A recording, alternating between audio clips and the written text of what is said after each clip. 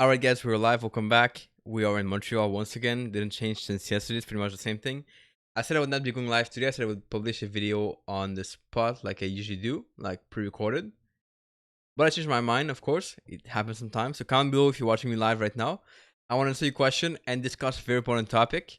That's going to be pretty cool. And I know we are Friday, so people are kind of going back from the weekend, for the weekend or whatever.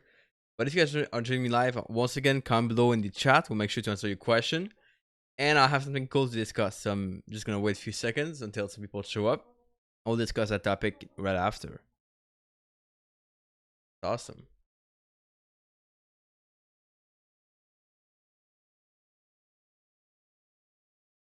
All right. Nice. Germany. Stefan, welcome. Perfect. VLT. Once again, perfect. Nice. So guys, I finally made it.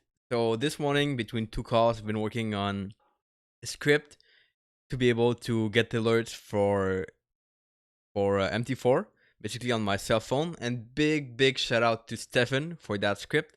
He's the one who sent me the script and stuff, which is really cool. And yeah, so that's done.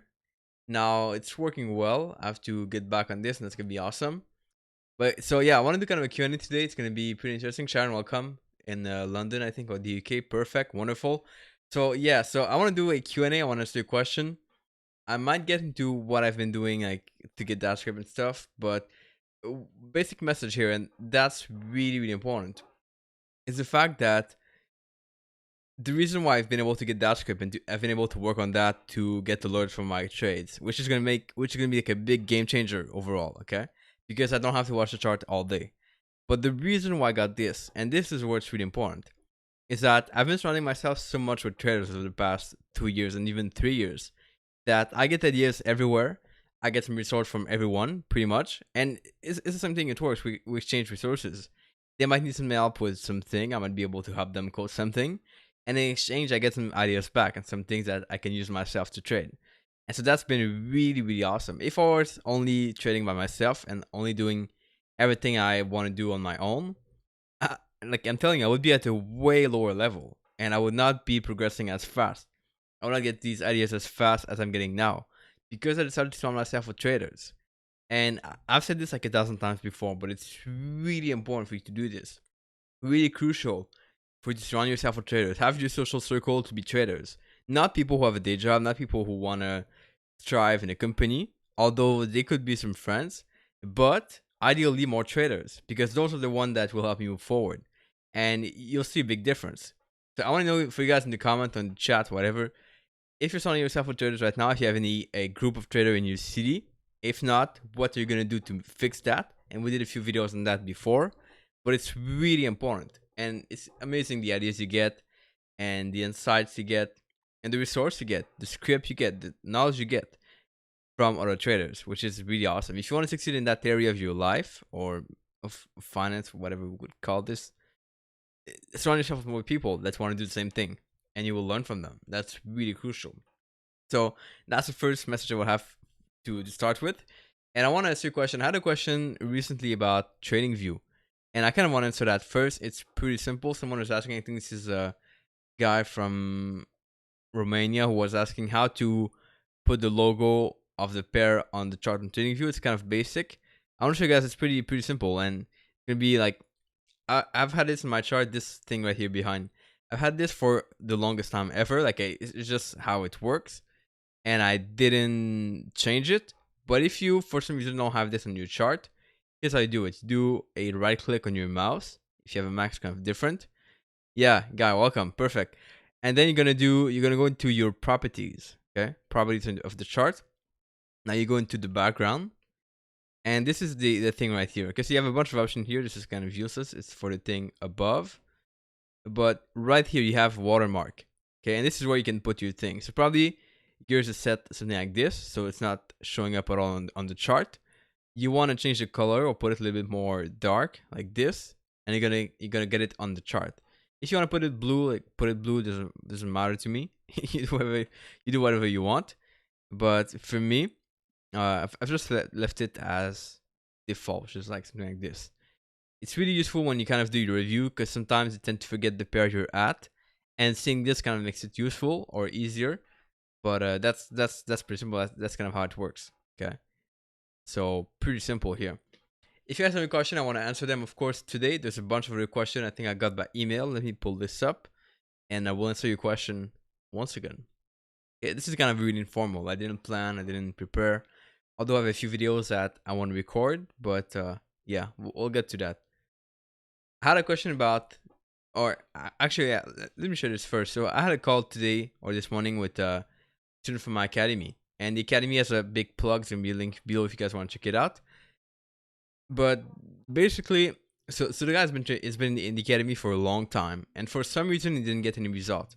He was trading, he was going into the market, he was just testing things, but he didn't get any result. So we had a call this morning, and I was like really kind of challenging, and at some point I felt like I was too tough.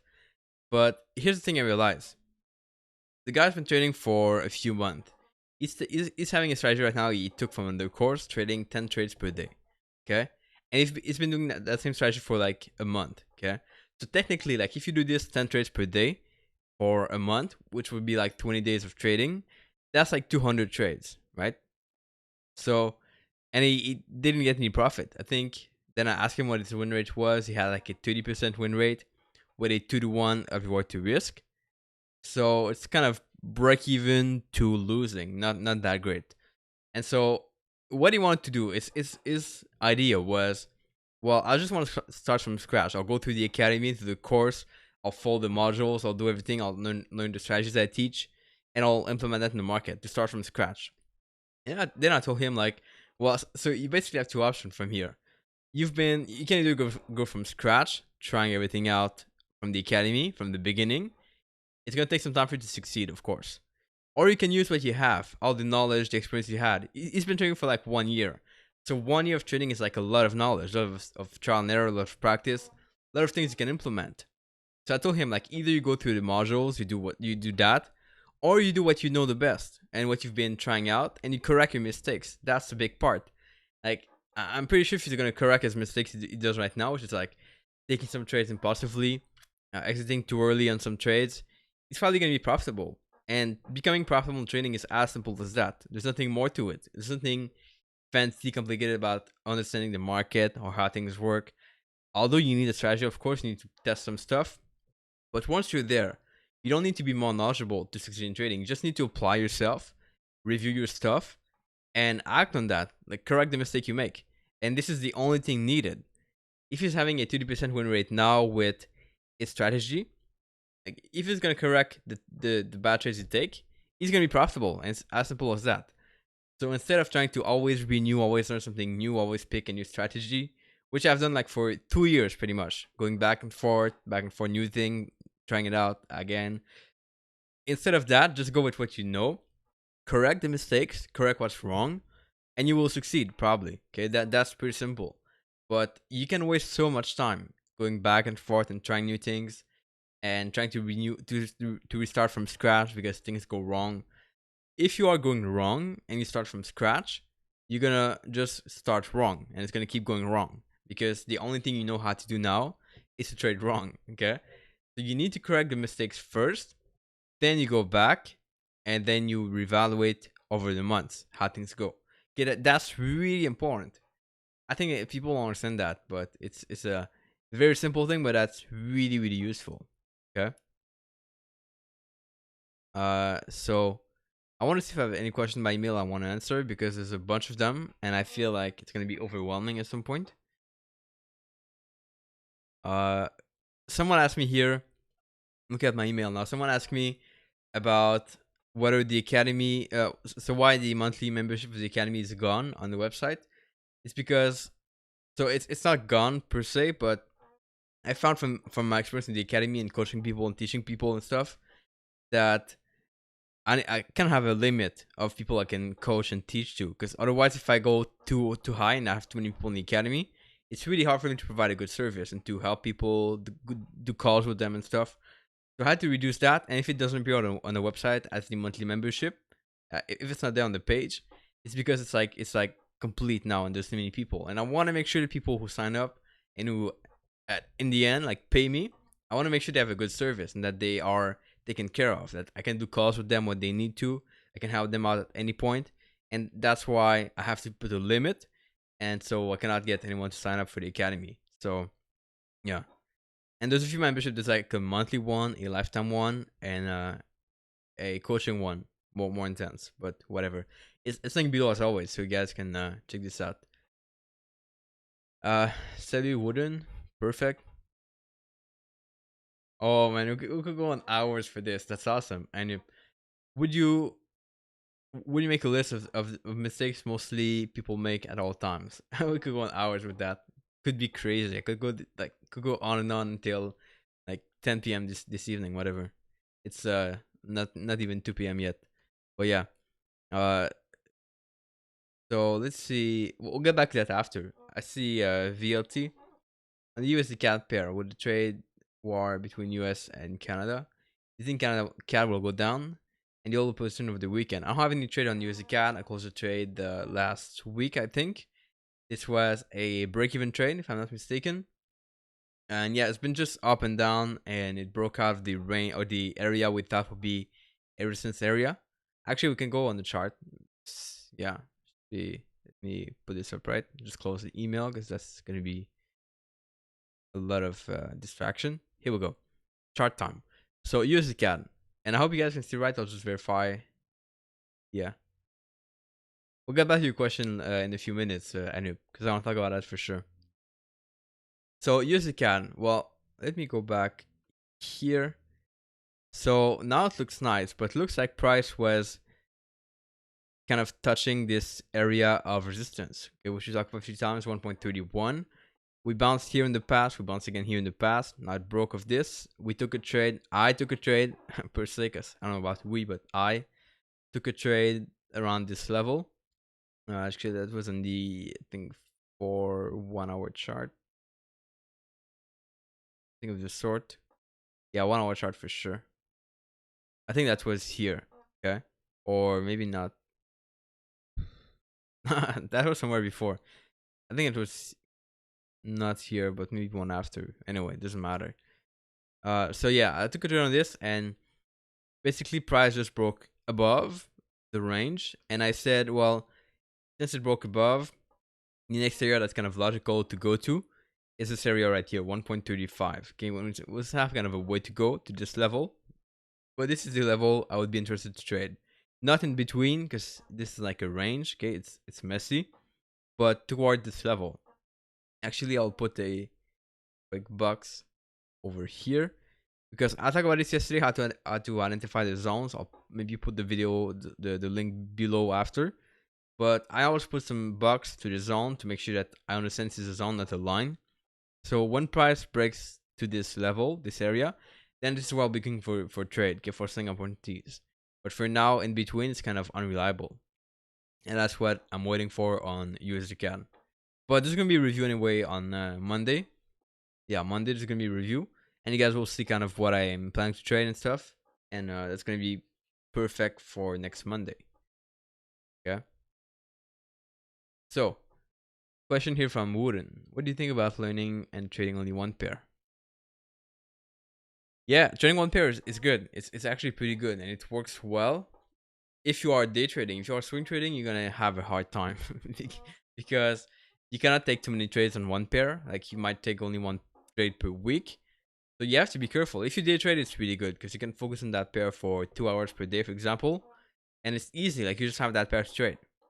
But if you swing trade, then you might want to consider having a few more, okay, just to make sure that you get some trades on different pairs. And it's gonna make it, yeah, intraday, yeah, that's gonna make it very easy. Yeah, but intraday is really good, and it's good, actually really good to focus because you don't have to watch 5 charts or whatever. You can have only one chart open, and that's making it pretty easy. Yeah, I did that sometime with AODGPY in the Asian session. But whatever session or pair you have, yeah, just understand that if you trade one pair, there's some days you won't trade, probably, because there's no setup on the pair or it's not looking too good, and you will just not trade that day, which is totally fine. There's no problem with that. But you just have to be careful and understand that you won't trade every day. Okay? So, wow, that's cool. Sure. I don't know why. For some reason, when you guys type a currency pair in the chat box, it gets marked as spam, whatever. But yeah. Uh, so I want to go back before we go to this. I want to go back to the question by Anup about the common mistake traders make. And there's a bunch we could talk about. I have no clue where to start even. I would say the not like the number one mistake people make, I would say, is expecting too much, expecting way too much. Like when you come to trading, you have to really kill your expectation. And I've said this again 1,000 times. One of these things that I talk about a lot. Another mistake is in regards to thinking you just succeed alone. Like you see these people online, they say like self-made millionaire or self-taught trader, and it's not true. For most people, it's not the case because of the fact that they had so many people behind them helping them to move forward. Either if like even if it's like just friends or people they know, but they've had a lot of help to go to the level they want to be at, and that's really important. Okay, so not having the right expectation, which is too high expectation, not having a support system, and I don't know, like the other one is really the lack of review. And this is crazy. People trade, but they don't review their trades. And I've said this again, like this is something I say all the time, 1,000 times minimum, about the fact that you have to review your trade every week, every day if you want, and see what you do well, see what you do not well, and how you can improve. That's really big. And it's kind of how I've been able to become profitable myself by going back every week on my my stats, my fixed book, whatever, and on my journal, seeing what I did and how and what I have to do next week. And like you get to a point where you know that if you take a wrong trade now in the market, you will see it next Friday or next Sunday, whatever, on your MyFix book or on your journal, and you won't like that. Like you'll be pissed off by that. So you decide not to take the trade now because it's a bad trade. And the more you do this, the better you become. So that's a big mistake, not reviewing enough. And Sharon saying, yeah, well, 4 years in is totally fine. Yeah. Yeah, that's totally right. Yeah, another big mistake. Well, no strategy, no plan. Like you've heard this before, I'm pretty sure. People repeat the same mistakes. For me, I think another more subtle mistake, like that's quite small. People don't think about that. Is when you see you have a problem, you need to be thinking of solution like right now. Like you cannot wait a week or 2 weeks. And that's something I still struggle with sometimes. Like you have to deal with it right now. You have to do something now. And a good example is what happened a few weeks ago. So I've seen and I've talked about the fact that I missed a few setup a couple of times. I did videos about that where I was talking like every week. Oh, I missed setups, this and that. And it took me a couple of weeks to take action on that to fix it. Okay, and I'm saying I'm guilty of that for sure. But you have to take action as soon as possible, and you have to do things like fix things fast. And the big problem with me, like, I'm kind of coming up with an excuse now with the fact that I have other things on the side. I'm dealing with some like business stuff and whatever. But it doesn't really matter. It's only an excuse. Put things away, and you have to take action now. If it's a priority for you, you have to do it right. You have to work on it now, and you have to become better now. Okay, it's not like next week, next month. That won't matter. I see people talk about the fact that they want to backtest something, and they say, "Well, okay, I'm kind of busy with my job now. I'll wait. I'll wait till next month or this summer when I get a break." And then the summer comes, and they go on vacation with their family, do whatever stuff, and they don't backtest, right? Because you cannot just predict in the future, schedule stuff in the future, and expect to do all of it. It won't work. And so myself, I had to set a time on my calendar. Like this morning was the time where I was coding something for my strategy to get alerts on my phone. Okay, and I'll actually show you guys pretty cool. Big again shout out to Stefan for helping me on that. But I get alerts on my phone on Telegram. That's kind of bad, but let me see. Yeah, there we go. See, alerts, pretty cool. So this is what I've been coding the whole morning, and it works. So that's it. You have to take action now on what you need to work on, what you need to improve. Even if that's gonna be backtesting, coding something, reviewing your trades, whatever you're looking in the market. You cannot just say, "Oh well, I feel like this morning there won't be any trades, so I won't look at the chart." That's gonna that's gonna kill you. That's gonna be terrible. Okay, because you might feel and you might be okay for some time, but then at some point you're gonna miss a trade, and you're gonna miss 2 trades, 3 trades, 4 trades. And the more you slip and you turn the corner short, the more you do it, and the more it becomes a problem and a tough thing you have to deal with. So doing things right, do what you know you need to do, and work on that daily. Schedule that in your calendar for sure, and that's big. The rest, like trading strategies, I come to a point where I don't really care about it because of the fact that people all have the different way of doing things. I might say, well, a big mistake is trading against the trend, and then someone trades against the trend and he succeeds, like he makes a living from it, like I do.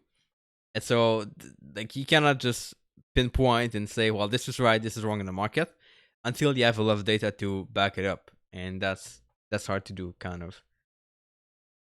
So yeah, I hope that answer your question, I know, but let me know in the comment or in the chat for sure. What's a question here about? Yeah, one pair. We talk about that. Yeah, USDGPY. I think that's the pair you might want to trade. Yeah, that's good. Moves in harmony. It moves in harmony until it doesn't. Yeah, at some point it stops, and that's where things are messed up. Would you do a trading meetup in Quebec City one day? I don't know, man. I was thinking about going to Quebec City this summer. I'm not sure yet if it's gonna happen. I kind of want to travel. So here's the thing. I've been saying this to a few people the past week. I came back from Europe on Tuesday night, quite late. But when you come back, you kind of have to schedule. At least for me, I want to schedule a new trip. I want to go to some other place, of course. And I'm not sure where to go yet. I think Canada would be a good option because we never often travel a lot in our own country. We'll go to some other place, to Europe, Asia, whatever. I really miss Asia, by the way, but like we never go in our own country, even in our own state or province. So I might want to go back to traveling in Canada a little bit, maybe do a tour. It's kind of big, so I'm not sure how this is gonna work, but I need to schedule that at some point. Yeah. So maybe Quebec. Yeah, Quebec. If there's other people around, I'm not too sure how many tours are in Quebec, but that could be interesting. Be really good. Yeah. But yeah, I'll let you guys know when I go and where I travel and stuff. Uh, yeah, Sharon says my biggest problem was listening to too much noise. TradingView chat, yeah, doubted my analysis. Of course, that's big. And I used to do the same thing. I used to go on. That time it was Forex Factory. They have a small box where it says like I think it says like what percentage of people buy or sell the currency based on the database or whatever. And I would look at that. Like if I was to take a trade long Euro USD, I would want to make sure, or I would double check after sometimes that most people were long Euro USD in the database. Okay, and that's the wrong mindset to have, the wrong thing to look at, because the fact that I learned from Walter Peter a few weeks ago, that usually when you see this, when you see 80% of people, let's say long Euro USD, it's a sign that it's gonna reverse. It's gonna be like probably a good sell trade, because who you think are going long and short on Forex Factory? Those are the traders that are losing money. They're there, their data is tracked for some reason, but most people there are going to lose money. So if you look at what most losers do, and you do the same thing, you're doing something wrong. So you want to be very careful with that. And I used to look at that. I don't do it anymore, of course, but you have to be careful with just looking at what you do and focusing on what you should do based on what you've tested in the past. If you have the data that you know that value strategy that you know works, then like why would you see someone else? Why would you hear someone else talk? And even now, if I hear like a really advanced trader on what he's gonna trade, like a really like a guy trading a big institution, and he's telling me what he's gonna do now or whatever, I just say, right, yeah, it's fine, no problem, do that. But I'm gonna do what I think and what I know based on my strategy. And in the end, like one of us gonna be winning, the other one's gonna be losing, and it doesn't matter. Could be me, could be him or her, whatever. It's the same thing. Okay, because I've seen like traders, professional traders, tell me that while USD would go down and it goes up. Like they're as good as I am. They're as good of predicting the market as we all are. They all are 50% accurate at most. Okay, or a little bit above, but doesn't really matter. Totally the same thing. So yeah, we've been in French, of course. So of course, yeah. Meet up in Quebec, yeah, definitely. KPI is helping me to do the real-time audit and also have a trail to of the audit. Yeah, exactly. Cool. That's good. Yeah, if you want to go back to audits in your trading, that's really awesome. There's harmonic patterns, get 1 to 2 reward to risk. I've never traded harmonic patterns. I've only heard of one guy, one of my students in the academy, who went through that, traded that for 1 year, some patterns or whatever. He was trading a 1-to-1 reward to risk, and he backtested it a lot. His stats were great. When he got to trading full time, when he got to trading live, he was kind of breaking even for the whole year. So then he went back to trading something that I teach in the academy with the Monk Japan, a small variation, of course, with his style, and he made some profit. So I don't know about harmonics at all, but I know that some people got away from it and some people get into it. So whatever, it depends on what you like. Uh, yeah, there are statistics that say 85 to 95% of traders are gambling. Yeah, of course, definitely. That's exactly what I was talking about. Yeah. Who said if I've are long and short? Yeah, exactly. And the other thing with that, what I talked about before, is the fact that if you look at what Forex Factory says, it's only part of the traders. Like, not all traders are on Forex Factory telling their trade and stuff. Only part of them. And you cannot like generalize and say, well, this from the website of Oenda means that the market is doing this. No, it's not how it works. It's only a part of it. So if you want to consider the whole market, go talk to every traders, but that's not going to be possible, right? So you have to do whatever you think. And even if you do whatever you think, it'll be 50% accurate at most. Maybe a little bit higher, of course. Some patterns work better, but you cannot predict where the market go anyway. So why would you try to confirm and to understand that you're going to be better and stuff? And it's just a waste of time. Trade what you see, definitely, yeah. Uh, what languages do you speak? Love that question. So I speak French first, and then English and a little bit of Chinese, Mandarin, which I learned from traveling and stuff and took a few class. But yeah, French, English, Mandarin, kind of Mandarin. You cannot count on that too much. And you're saying that's a good question. Do you think short trade? I guess so. Short term trading or long term trading is a good way to trade.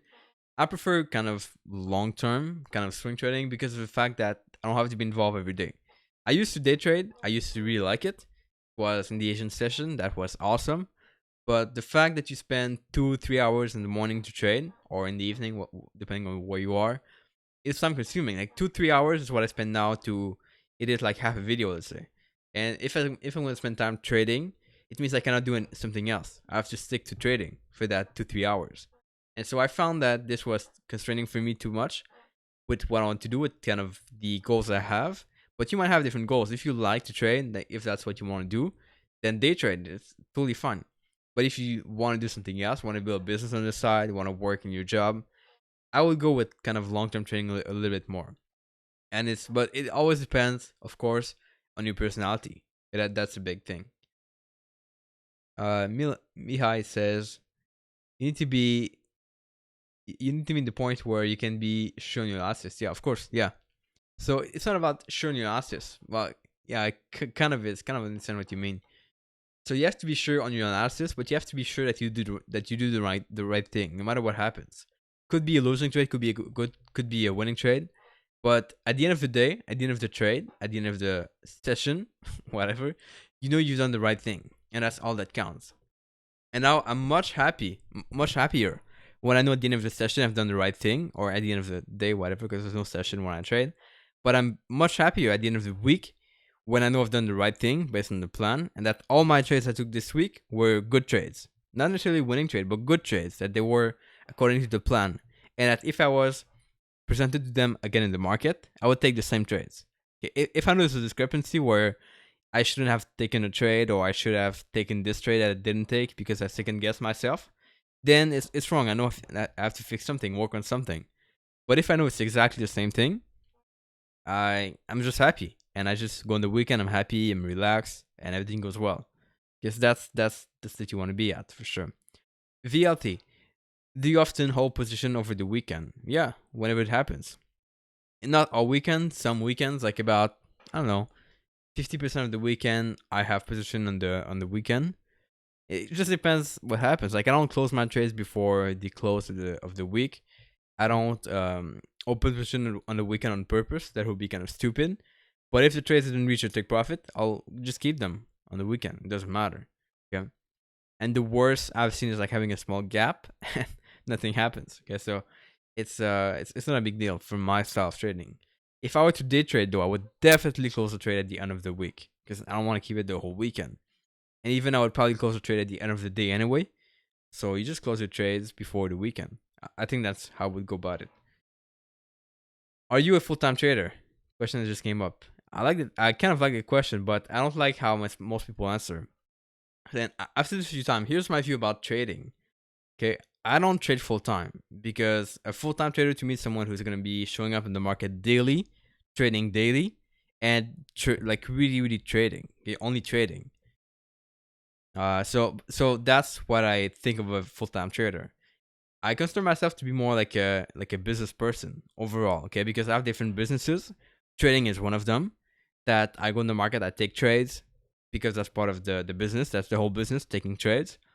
But I don't only do that. Like I have other things on the side. Like you guys see right now, this right here that you see here, this is this is a video, right? So I do also videos. I do other things, and I would much rather see myself as that as opposed to only trading full time, because I don't like trading only. I like other things, and I want to do other things with my life, not only trading. So people ask me if I'm a full time trader. It's kind of yes and no. But I think you guys know the answer. And if it's not clear, comment below. I'll clarify for sure. Daniel, how long did it take you to become a consistently profitable trader? I did a video about that a few months ago when I was in Vietnam. It took me like the first 2 years of my trading were kind of wasted. Well, yeah, they're not wasted, but they're kind of wasted. Okay, so the first 2 years were like nothing happened, losing money, whatever, trying systems and everything. Then the next year was the year where I kind of worked hard on it. I tried to become better, and that was kind of the year of transition. Okay, and after this year, I became kind of profitable. I had some good result, and I started to move forward, and I started to move upward. Okay, so it kind of took me 3 years if you count it like that. 2 years wasted, 2 years kind of wasted. 1 year of work, and then I was profitable. Yeah, so the time it takes to become profitable is not that long. It's pretty actually simple. But the time you waste before, this is the long part usually. The time you spend doing the wrong thing, this is the long part. At least in my case. But I see this for a lot of people. When you start to apply yourself and do like what I talked about earlier in the video, it doesn't take much time. It's pretty simple. It's pretty fast. Um, let's see. You said you never move your stop loss, but if you see after you want to trade reverse, a trade alert. That's cool. Let me close that up here. Okay. VLT is asking, yeah. So I never went stop loss to break even, but if I see the trade reverse after pass 1-1 if what to risk, do I close the trade? No, because often trade's gonna reverse. It's just how the market works. You enter a trade at after a certain level, it's gonna go in your direction. It's gonna go back down, and then if you close the trade there, it's like you lose profit, right? You lose the opportunity to move higher. So in my case, when I take partial profit at 1-1 of what to risk, worst case, if it goes back down and crash like and everybody's like falling apart, at least I'm break even and I still feel happy, right? I don't lose anything, I don't win anything, but I'm fine. But like if you close your trade when it comes back, like you say, oh, coming back, close the trade, like, close everything. Well, you're missing the potential profit of it going back up and in the right direction. Like pullback exists for a reason. Price comes back, pulls back, and goes back up. So I don't close the trade when it pulls back. I just keep it open. Yeah. Sharon saying your academy has helped me grow as a trader, having structure and process. Wonderful. I like that. And turning things around massively. That's awesome. Thank you, Sharon. I appreciate it. And Sharon has been a member for I think a few months now, which is yeah, awesome. Gregory, welcome. Perfect. Guy, Guy, you mentioned that you can code. Have you actually ever traded algo strategies? No, I've never, I've never coded. I've never traded an algo strategy because I couldn't code something profitable. It's as simple as that. I found that I have a big edge in understanding the context of the strategy I trade, which is what I do with sport business areas, with lines, with zones, but I cannot replicate that in a code. Okay, so I've never traded anything with that, but I've been creating some script to help me trade better, like what I've shared earlier in the video about the alert. But I've never coded something that works profitably long term, okay, in the market, and that might take a long time for me to get to that point. But I'm still fine with trading manually anyway. That's not a problem. How hard is it to have an interview with with established traders? Are they enthusiastic to talk with you, or do you have to pursue them a little bit? Yeah, Gregory, good question. It's kind of half and half. Some people are really happy to talk and to do interviews. Some are not. Some have to reach out a few times to them and kind of push them a little bit. But yeah, it kind of depends. So it really varies. Daniel, do you track what the influence of support zones is on your reversal strategy? Like, yeah, like if you didn't trade the zone, yeah. Yeah, Daniel, yeah, good question. So if I didn't take if I didn't consider the zone in my trading, I would get the same result as if I were to run a script. Okay, I can go script with that. I actually have one on my computer, and the alerts that I will use on my that I get here on my phone. Okay, those are without zones because I cannot code zones. So what I do is that when I get an alert, I will go back on. I will actually see the chart on my phone, and I can decide if I want to place a trade or not based on the zones. And if I flag the pair in my weekly review, I know I could trade the pair this week, and I know if I get it set up, it's gonna be in alignment with it. I can get more to that when it gets to work and it's better. I will probably share that with you guys.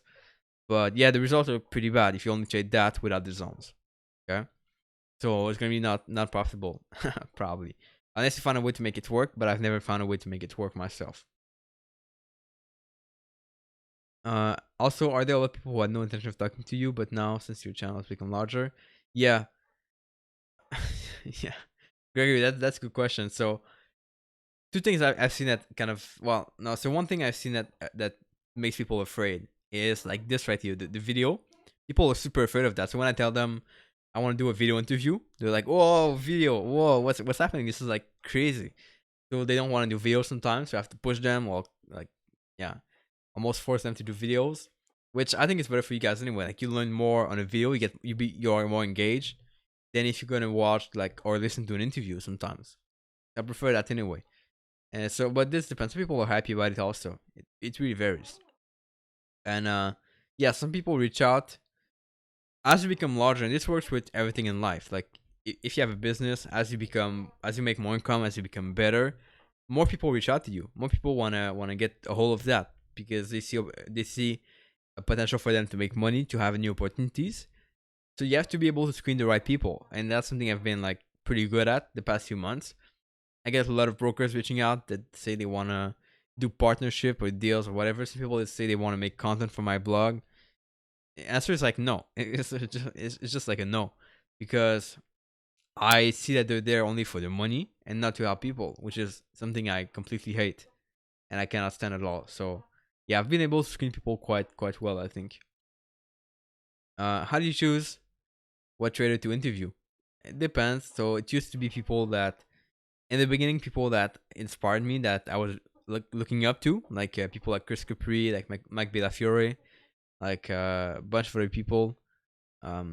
Walter Peter, of course, a bunch of others. Some are kind of friends, people I meet over time, and others are like recommendation, people that get recommended to me by either you guys sometimes or people or other guests of the podcast. So that's kind of how I do with my interviews. Bunch of it's kind of a big mix, but yeah, that's about it. Guys, if you have a question, comment down the chat. I think I'm finishing here because it's already like 2:15 here p.m. and I have to get some work. I'll answer a question by Daniel here. During your journey toward profitability, how have you ever felt like giving up? And if so, how did you overcome that? Yes, of course. I felt a few times like I just wanted to, yeah, forget trading, but it's not, no, it's not really like I want to give up. Not really. So I wanted to, like, I asked myself a few times if this was really worth pursuing, if this was really something I want to do, like, over time more. And I asked myself if it was if it was possible to become profitable. I doubt it a long time. And I was wondering, like, what happens with people that are profitable now? Like, are they faking it? Are they like doing something different? Like, I think I thought at some point it wouldn't work, and I always like push back myself to work and to do something to become better. So I didn't like really feel like giving up, but I felt like I didn't know what to do and I was stuck. And then I would usually like get on a call with someone or listen to a podcast I had or another podcast, and I saw other people doing it, and I was instantly back on track. Like instantly, like nothing to think about. So that's pretty much how I deal with it. And even in business, when I feel like I do something and it doesn't feel like it's gonna work, go back to listen to the people who did it in the past, and that's kind of how I move forward all the time. So I think that's the best, like podcast, listening to other people, or even videos. Like doesn't matter. It's pretty much the same thing. But yeah, that really helped me move forward over time. Mario has a question about brokers. I will have someone come talk here about brokers maybe next week. I think next Thursday. I'm really like not knowledgeable about brokers to be honest. I only know the broker I trade with, and they work fine. But yeah, so I'll have someone talk about brokers next week on Thursday, I think. So what's your next destination? I don't know. PM. It's gonna be probably Canada for the summer, a little bit, go around and stuff. DT Telegram. Yeah, it's not up to point VLT so far. VTL. And I'll probably wait a little bit. I wanna maybe put it for the academy. I'm not too sure about it, but I don't post anything on Telegram other than my own single for myself. So there's nothing there for now. But yeah. Do you ever get bored of your one strategy? No. No, because I know it's like do you think a plane pilot gets bored of trading of a that's getting messed up. Do you think a plane pilot gets bored of like like piloting an aircraft, right? The answer is like maybe, maybe not. Usually they have a passion for it. But do you think if they ever get bored, do you think they're going to do something different?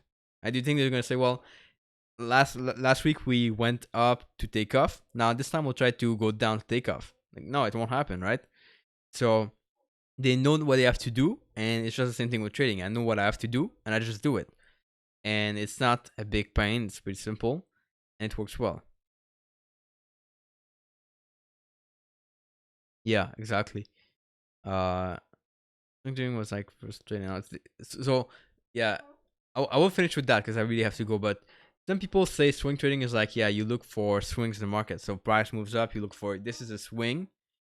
Yeah, okay. If you want to call this a swing, it's fine. Some people say swing trading is like more longer term or medium term. So they say like, well, you don't trade intraday, you trade on a longer time frame. I think that's what I go with, right? It's pretty simple. So swing trading for me is not reversal, it's more like medium time frame, and that's what I trade. Reversal is like different. It's like these reversals at zones. You could trade breakouts, pullback, the same thing. Well, it's a different thing, but yeah, that's okay. I'll finish with this VTL. When you travel abroad, which session are you trading? I trade throughout the day, so I look at the chart every 4 hour, and sometimes in the morning for the day, for the 1 hour chart. So that's pretty much what I trade. It's not a specific session because it depends on the time I'm in, but I just trade that every 4 hour. Yes, hope you guys like this. Comment below with your thought after the video if you're watching the replay. I really appreciate. And give a like if you enjoyed the video today. I'll catch you guys here tomorrow for a nice video about how to trade for other people. That's going to be pre-recorded. It's already there. Back when I was in Dublin, how to trade for other people, everything I know about it. And you guys will see this tomorrow. Ciao.